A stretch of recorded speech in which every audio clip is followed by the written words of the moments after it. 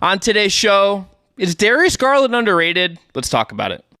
You are Locked On Cavs, your daily Cleveland Cavaliers podcast.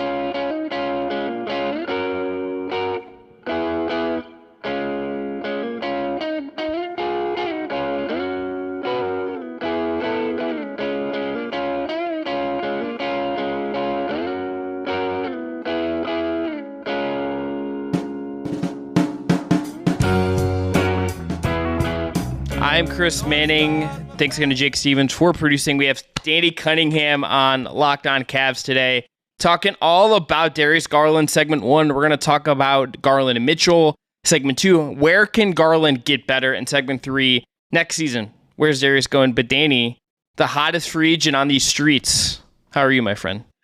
I'm doing all right, Chris. How are you? Thanks for having me on today. Anytime. You could text me, Chris, I want to talk about why the Cavs messed up and not keeping Lamar Stevens. And I'd be like, my guy, let's do a pod.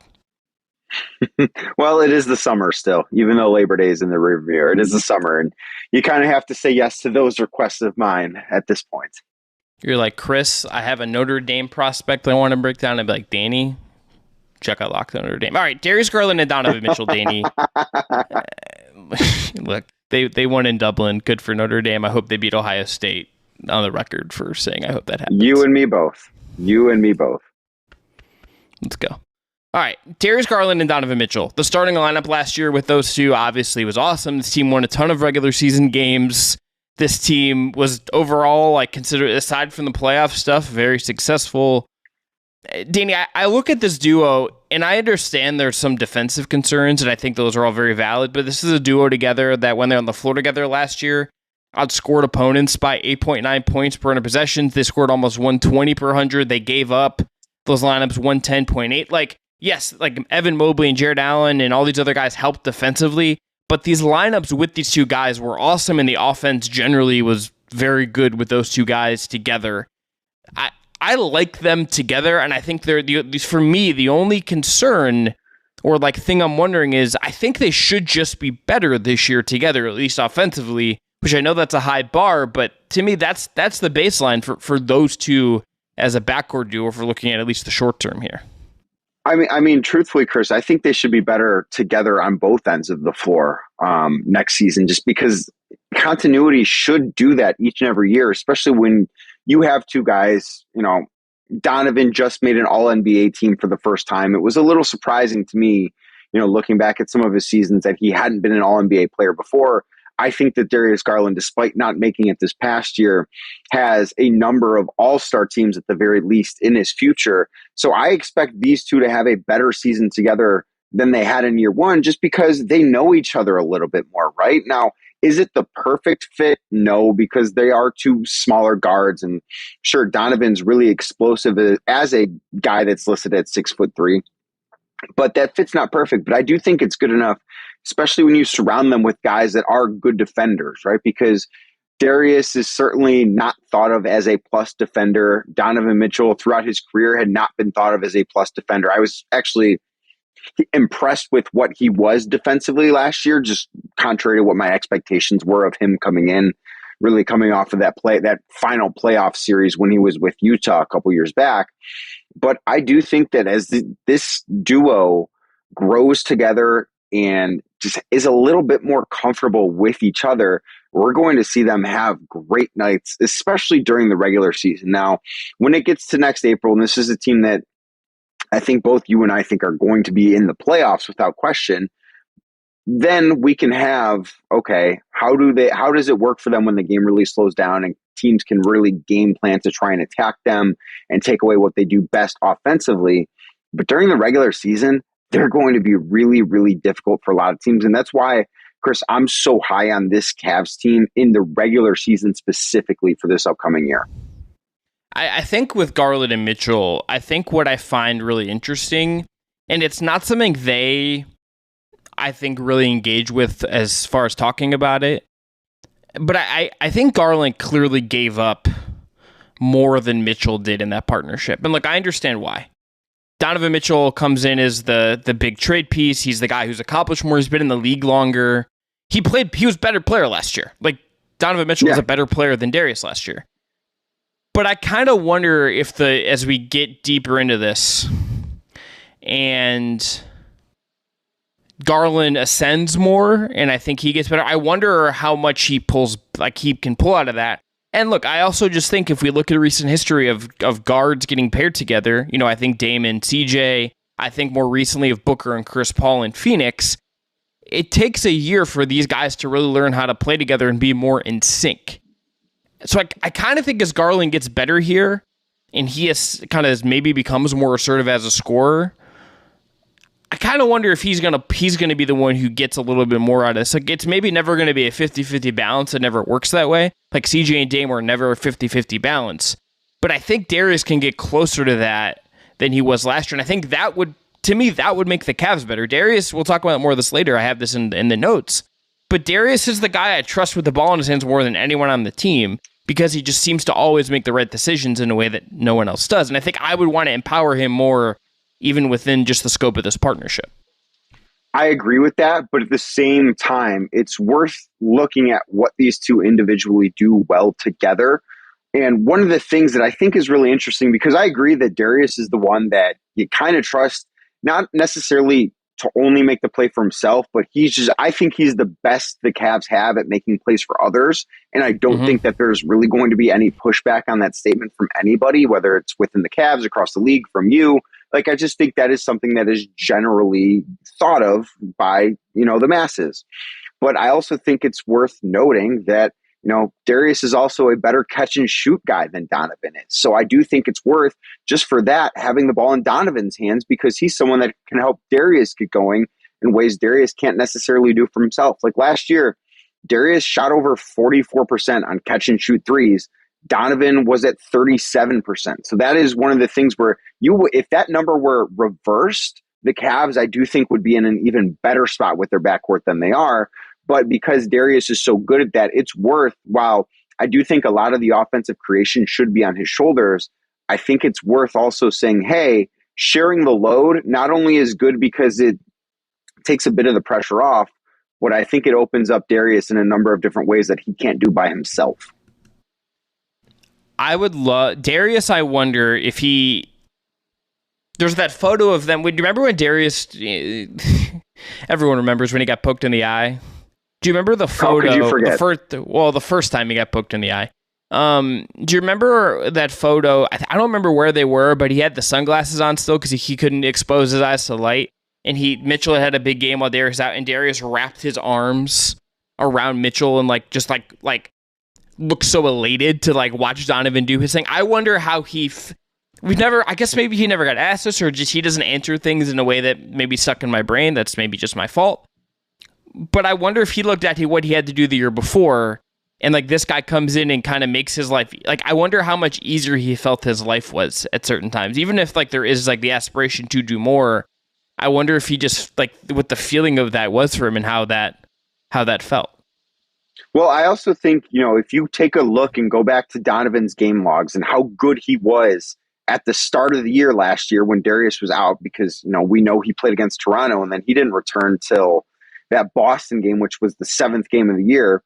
Donovan went, he had 31 in the loss against Toronto, 32 in a blowout win over Chicago, 37 in a win over Washington, had an off night, only 14 against Orlando, then 41 against Boston, 38 against the Knicks, 25 in that overtime win over Boston.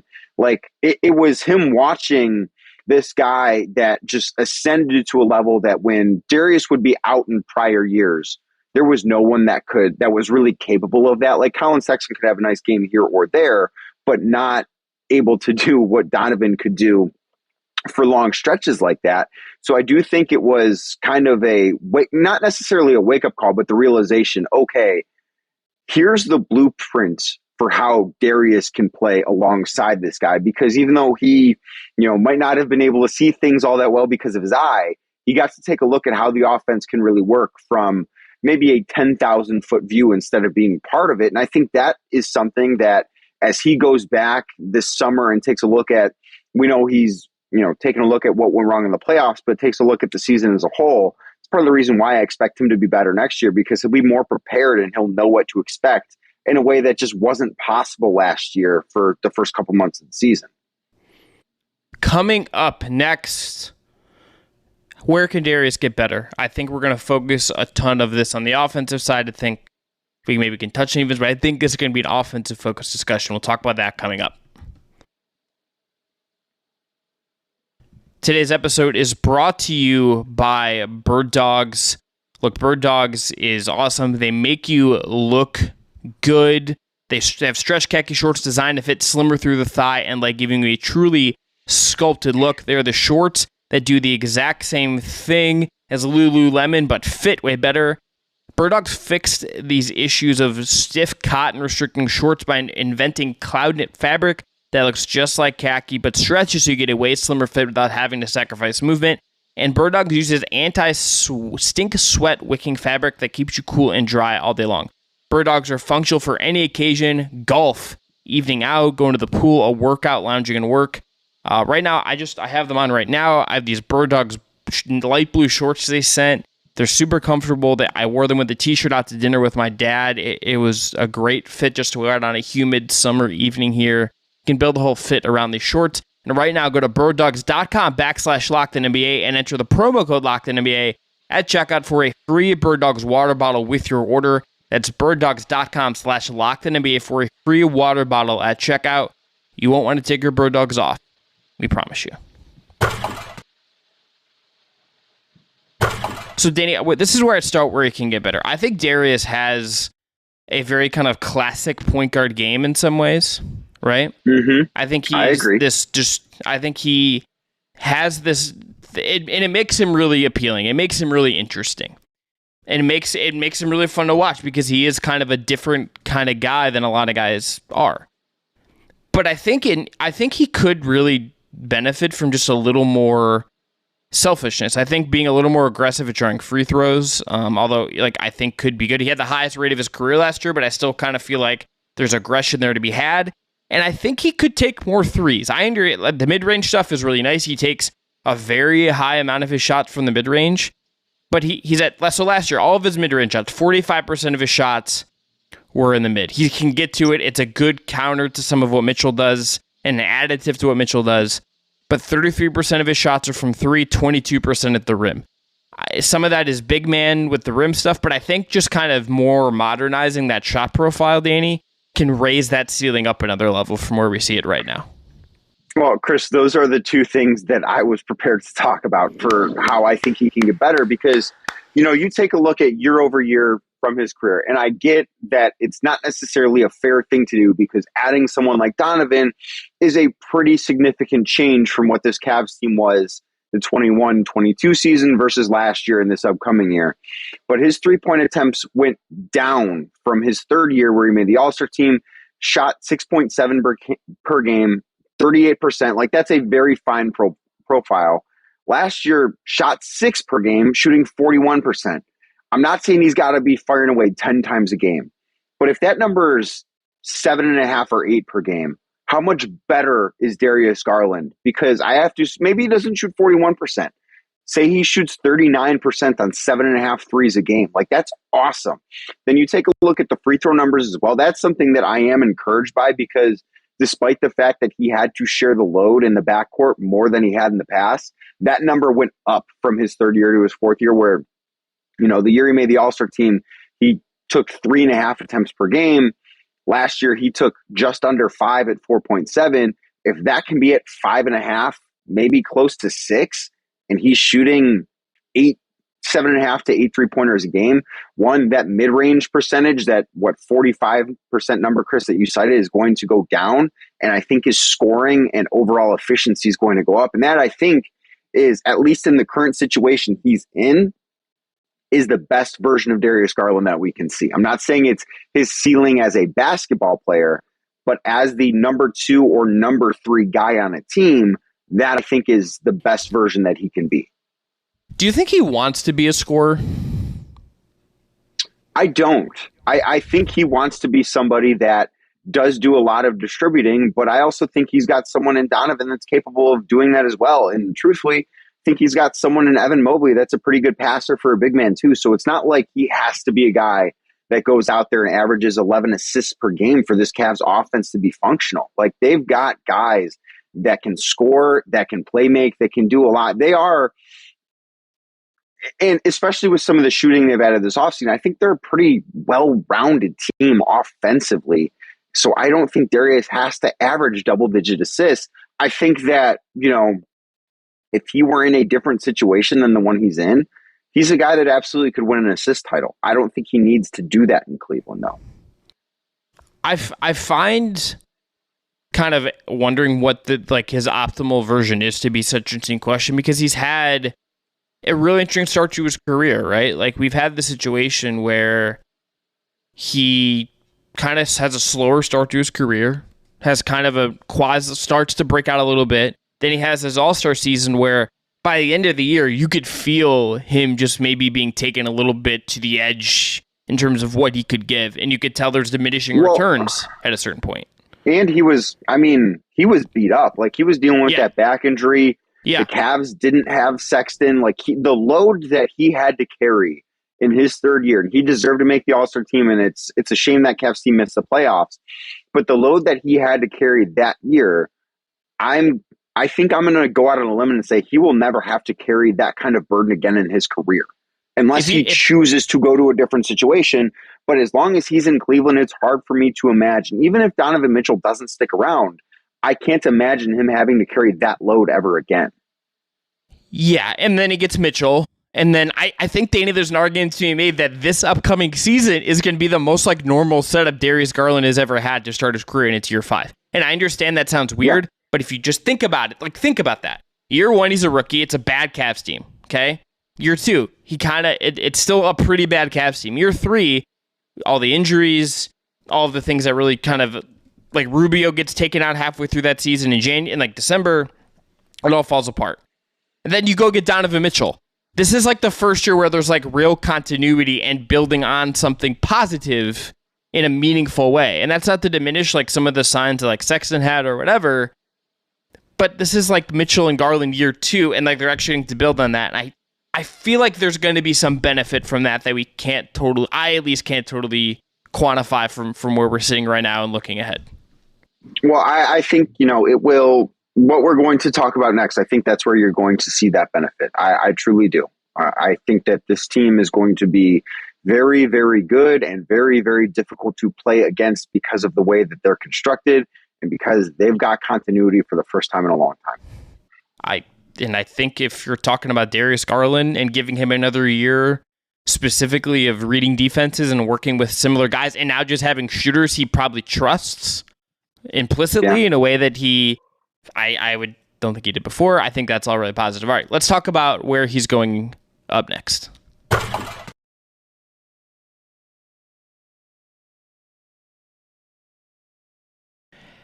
Danny, here's where I want to start with this. Darius Garland in the playoffs had a statistically better run than I remembered. I don't think anyone comes out of those playoffs looking great, right? No one in that is going to be... No one comes away being hey, who was actually okay? That guy. But he played almost 30 minutes tonight. He was basically 21 points, 5 assists. Did have a much more even assist-turnover ratio, so struggled in that capacity. Shot it pretty decently, 43.8 from the field, almost 38.7 from 3. So a decent enough series for him in his first time out. I think there's going to be a data download for him that carries over in a way here, and he's not going to tell us because it's just not what he does. But he had a really big playoff game towards the end there, 16 of 31 in the final game. His best game of the series was, his game high. Messed it up, but that was not okay. I was looking at something else. That's not correct.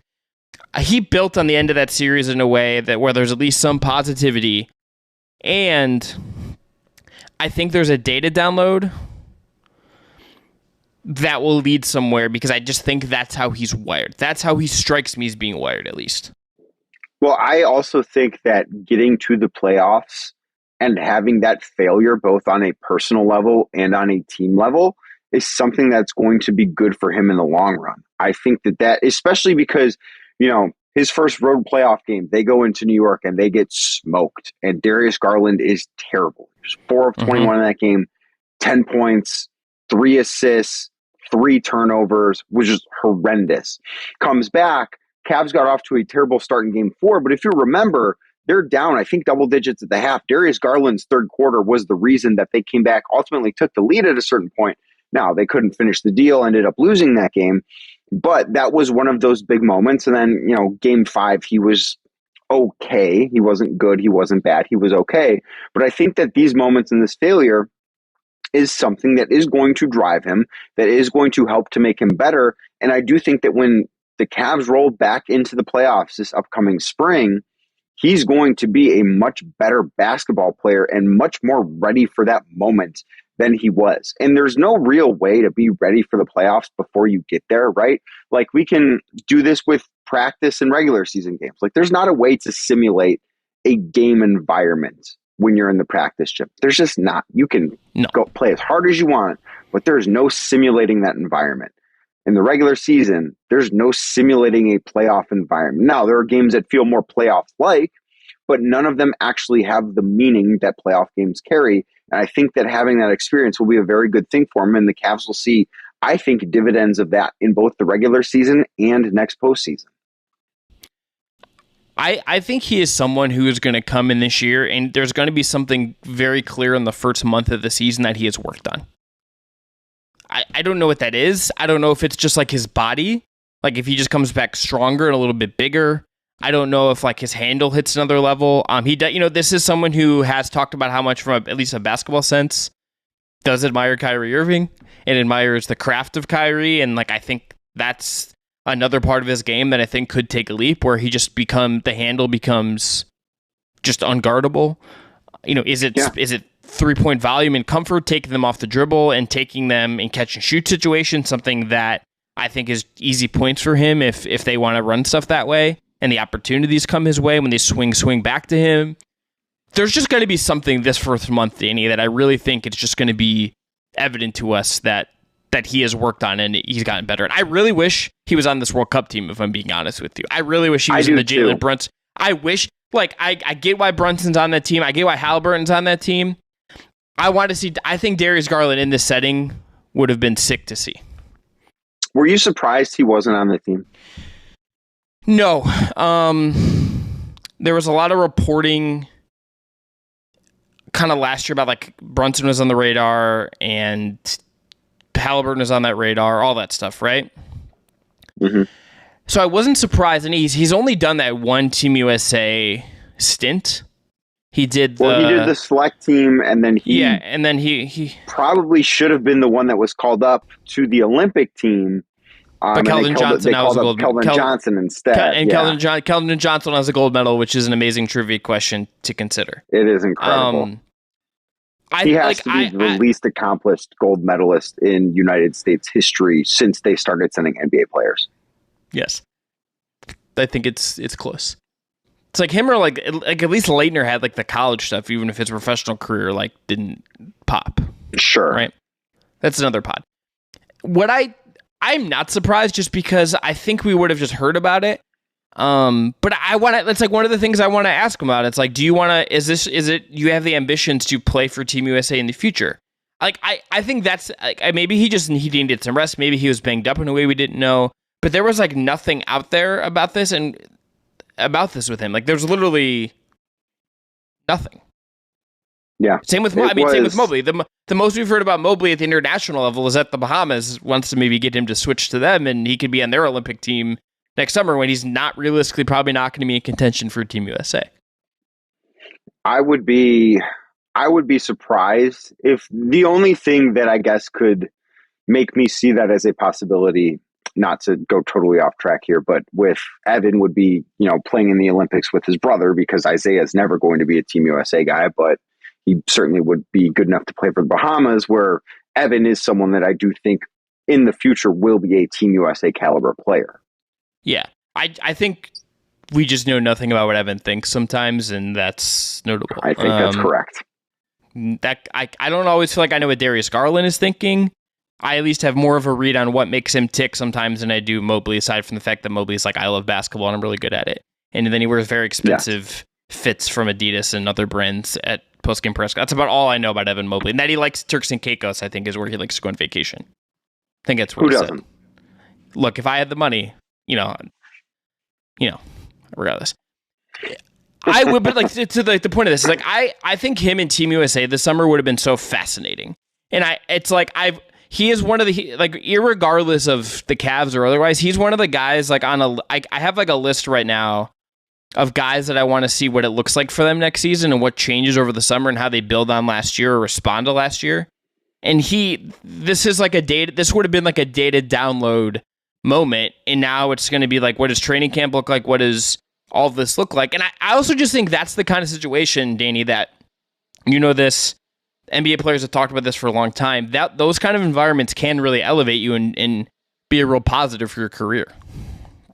They absolutely can. And that's why I think from a Cavs perspective, it is a little disappointing that he's not part of this team because, one, you would have gotten a chance to take a look at him during the summer when, let's be honest, like you're either watching the World Cup or you're watching videos of pickup games that mean nothing and drive me nuts when people go nuts for it on the internet because, Ben Simmons can shoot a three-pointer at whatever facility he works out at, but it doesn't actually matter.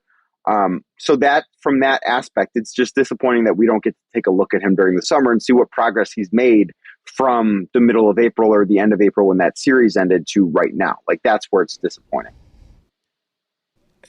Glenn, on this next year, Danny, yes or no, is Darius Garland an all-star for the second time?